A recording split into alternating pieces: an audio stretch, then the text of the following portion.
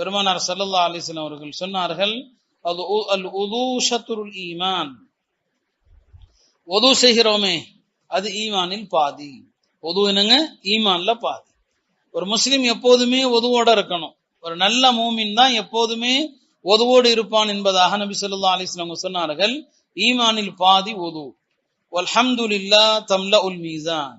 அல்ஹம்துலில்லாஹ்னு சொல்றது நேத்து கூட கேட்டாங்களே, சுருக்கமான திக்ர் என்ன? இந்த ஹதீஸ்ல தான் வருது. அல்ஹம்துலில்லாஹ், இது அல்லாஹ்வுடைய அந்த மீசான் இருக்கதே, எடை போடப்படுகிற தராசு, அதை நிரப்பிடும், அதையே நிரப்பிவிடும்.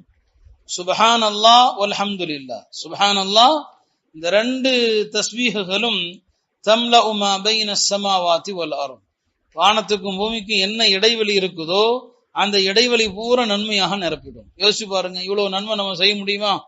சுப்ஹானல்லாஹ் அல்ஹம்துலில்லாஹ், இதனுடைய நன்மை வானத்துக்கும் பூமிக்கும் எவ்வளவு இடைவெளியோ அந்த இடத்தை எல்லாம் நன்மையால் நிரப்பிவிடும்.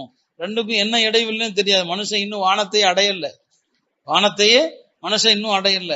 ஒரு வானத்துக்கும் இன்னொரு வானத்துக்கும் உள்ள தூரமே 500 இடைவெளிகளுடைய ஆண்டு, 500 வருஷ இடைவெளி. அப்ப பூமிக்கும் வானத்துக்கும் எவ்வளவு இடைவெளி இருக்கும்? இந்த அளவுக்கு நன்மை செஞ்சதாக நிரப்பப்படும்.